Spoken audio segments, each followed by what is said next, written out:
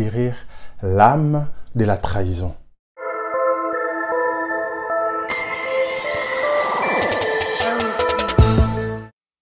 Bonjour, je m'appelle Elie. Aujourd'hui, je vais vous parler de guérir l'âme de la trahison. Nous continuons notre série. Aujourd'hui, c'est notre dernier épisode. Alors, je suis très motivé de finir cette série pour continuer un autre sujet encore très passionnant. Parce que nous sommes dans Découvre ta destinée.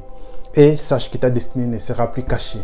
Si autrefois tu ignorais qui tu étais, ce n'est pas le but de ta vie, sache que tu vas le connaître. Alors si ce genre de sujet te passionne, si ça t'intéresse, si c'est ta quête, n'hésite pas.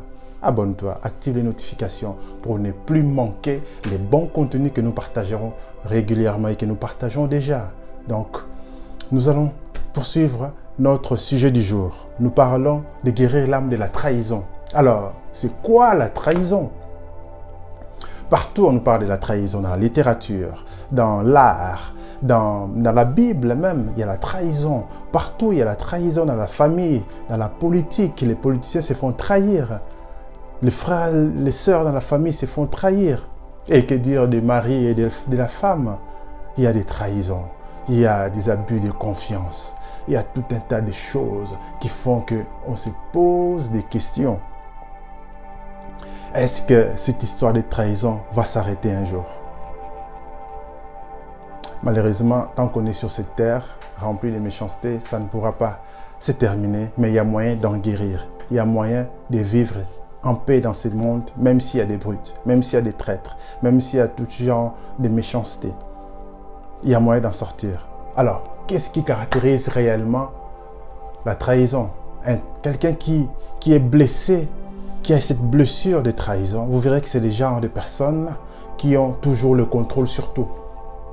Ils veulent tout contrôler, ils veulent être au courant de tout, ils veulent contrôler tout ce qu'ils font. Ils ne veulent surtout pas céder un peu d'espace parce qu'il a peur de se faire trahir.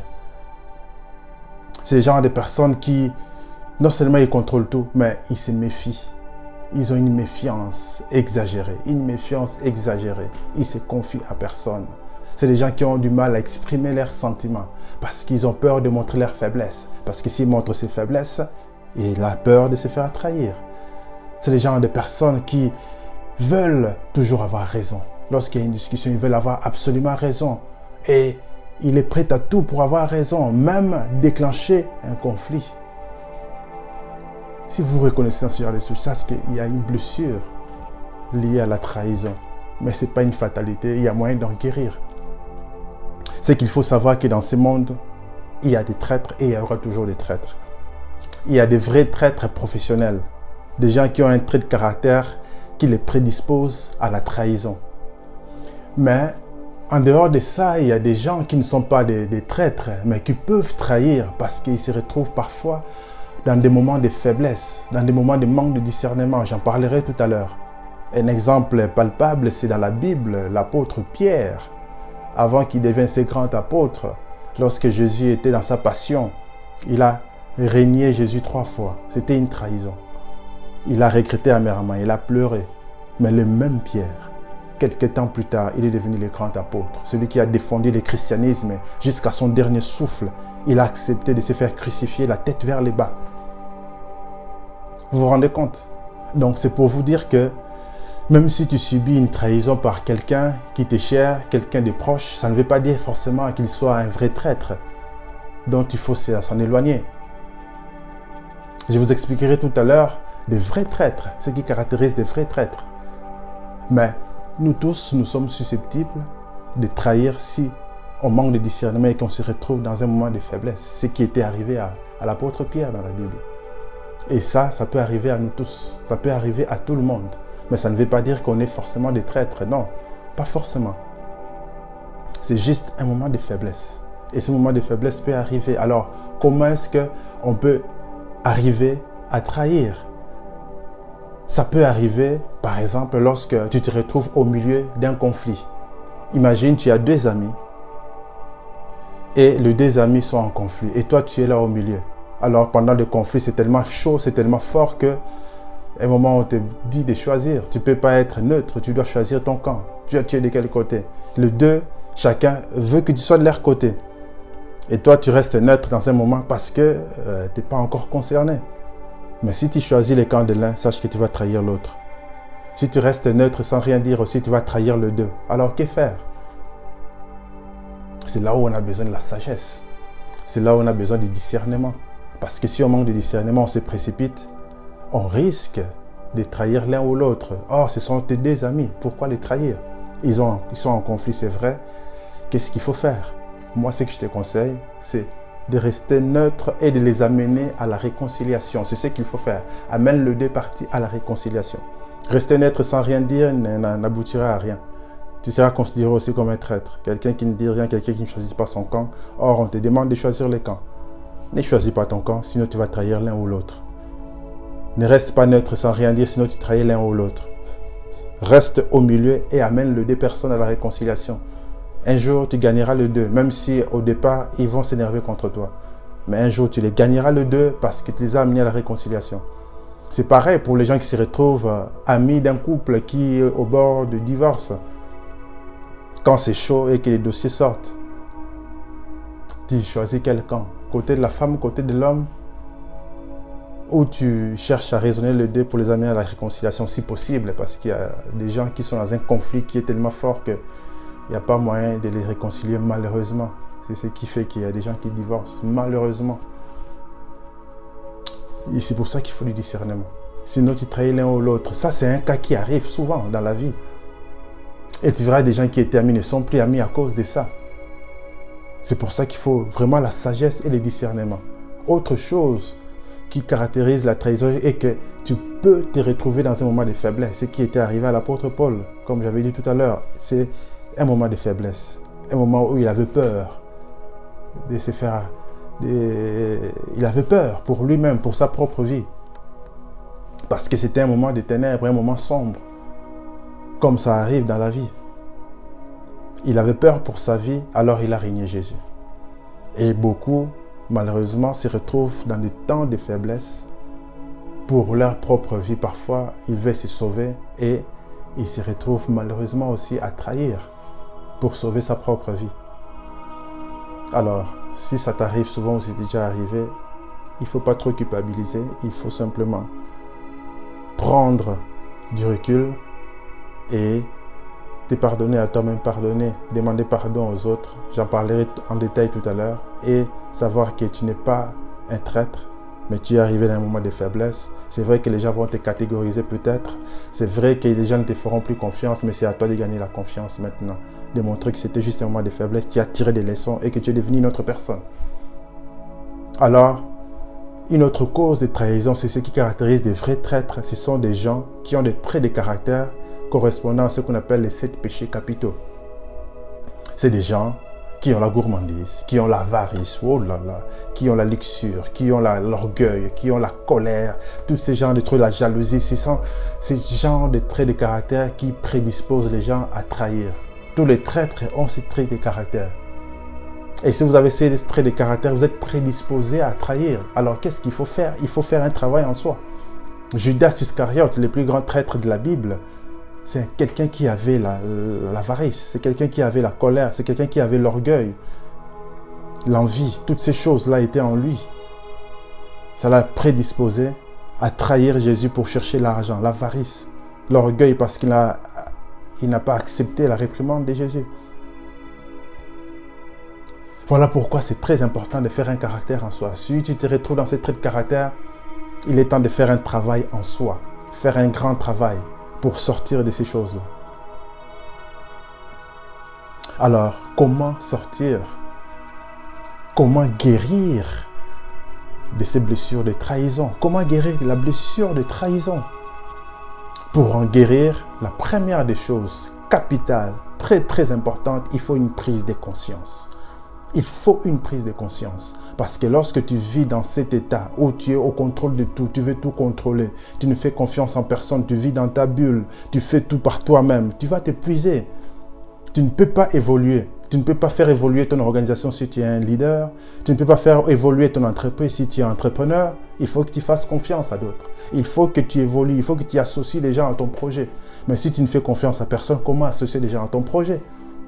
Il faut guérir de ça. La première des choses, une prise de conscience. C'est rendre compte que on ne fait confiance à personne. C'est rendre compte qu'on est au contrôle de tout. On se méfie de tout. On est prêt à déclencher les conflits. On veut toujours avoir raison. On veut tout faire. On veut être au contrôle de tout. On ne veut pas de surprises. On ne veut pas être contrarié. Il faut une prise de conscience. Et une prise de conscience. Revenir, rentrer en soi-même. Se poser des questions si ces choses-là correspondent. Et commencer à prendre des décisions pour changer.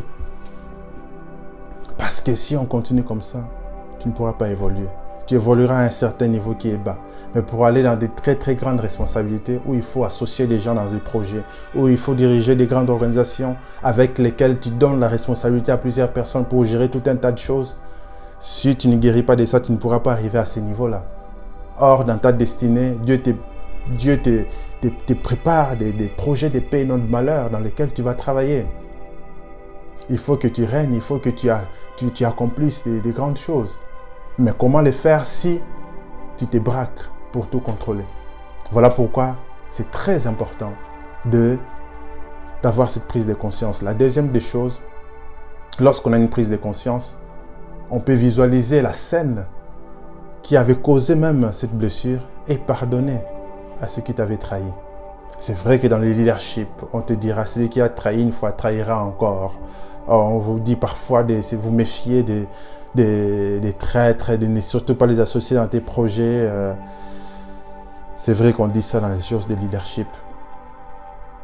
Mais l'exemple de Pierre nous montre qu'il avait trahi une fois, il n'a plus jamais trahi. Il y a des gens qui ne sont pas des vrais traîtres, comme je disais tout à l'heure.